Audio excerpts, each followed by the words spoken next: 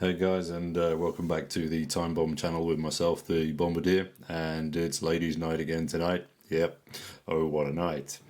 And for your delectation, we have the Audemars Piguet Royal Oak Lady, and this particular lady comes from all the way back in 1978.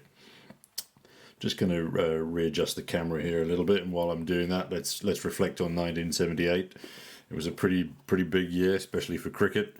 Ian Botham had become the first cricketer to both score a century and take 8 wickets in one single game. And I wonder if the Pakistan cricket team have ever truly forgiven him for that. The Sex Pistols had been trying unsuccessfully to beat the Bee Gees off the music scene. But after their bizarre tour of the United States, they succumbed to litigation instead. The first women were enrolled as astronauts at NASA in 1978, and Jacqueline Demier was the first female head of design for a watch manufacturer, and yet she's responsible for the watch that we have here. So the gentleman's version of the Royal Oak has been held as the shining example for the revival of the watch industry in the 1970s. Clearly carries a lot of clout for many watch aficionados. Plenty of work and videos and reviews and input has been done on that, so I'm not going to touch on that. I did have the Caddison homage version of the Royal Oak on the channel the other week, and it seems that many of us watch nutters are still attracted to that watch shape, format and design. The first Royal Oaks, though, for ladies were created a few years after the gents, back in 1976, again by Jacqueline Demier, as I've mentioned earlier. And she truly was a gifted pioneer for ladies' watch designs. She stayed with AP until 1999 and has clearly left a huge footprint on the watch industry. Getting down to the specifics with this watch, just make sure we got some decent light on it. A nice shine off that of the dial. So we're looking dimensions side to side across there. It's 25 millimeters across, pretty small. Certainly in keeping though with the times and the target market. I will be popping macro shots up here because I am acutely aware that it's pitch. It's super dark here outside, and the lighting inside the flat is really not working that well.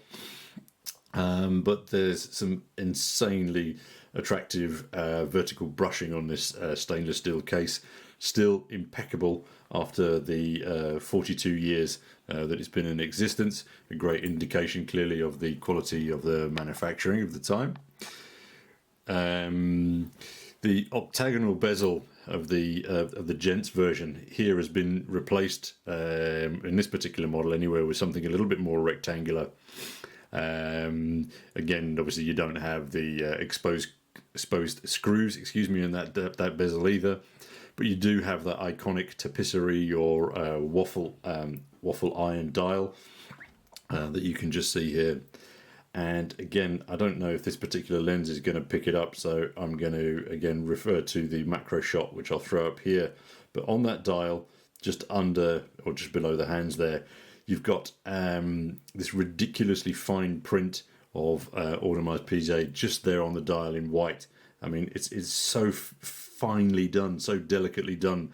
I didn't see it immediately. I just thought it was further reflection off the waffle dial. In contrast to the brushed gold bezel that you have around here, again the inner chapter ring, if you can call it that, or minute track on this particular watch, is also gold, but it has this slightly glittery effect. But again, you've got to look super close to see it. Again, so hopefully my macro shots are going to be able to show that for you. At the 12 o'clock marker, obviously, we've got the AP initials, with the other markers then following the very narrow pin designs of the hands. The crown over here is neither hexagonal nor signed, as was the case with later versions. I'm going to suggest that that's sapphire on the top, but I can't say for sure. I also don't have the gizmo here to check it. On the side, you've got drilled lugs, which actually contain screws, which then hold this semi sort of integrated bracelet into the case. on the bracelet then you have this kind of like brick link effect, again echoed just onto the side here, with these sort of little inlays on either side of the case.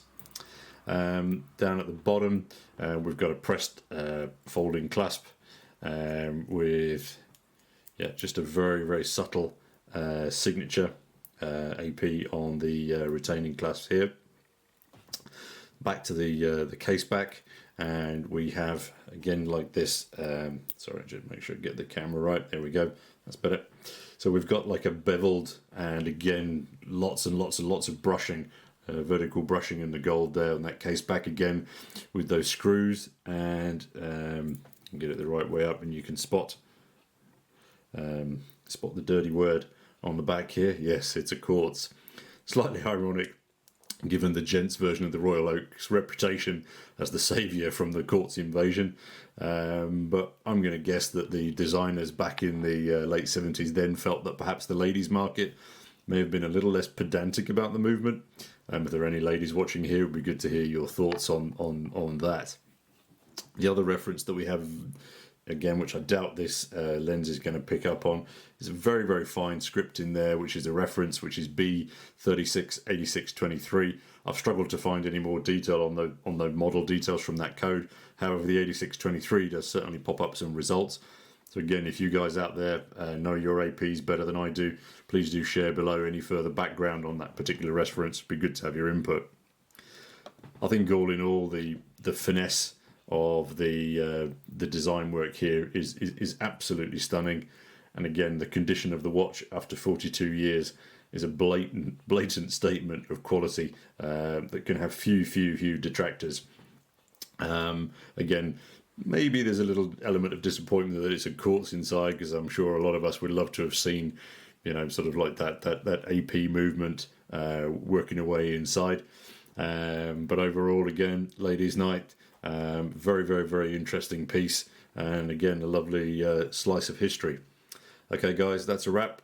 Thanks again for your time and for viewing. I'm not sure if I'm going to get another review out this side of the festive season, so hope you guys have a good one. Hope there's a watch in that stocking for you, and very much look forward to sharing more content with you here in the future as soon as possible. And as always, this is your host, the Bombardier, signing off until next time. Cheers guys.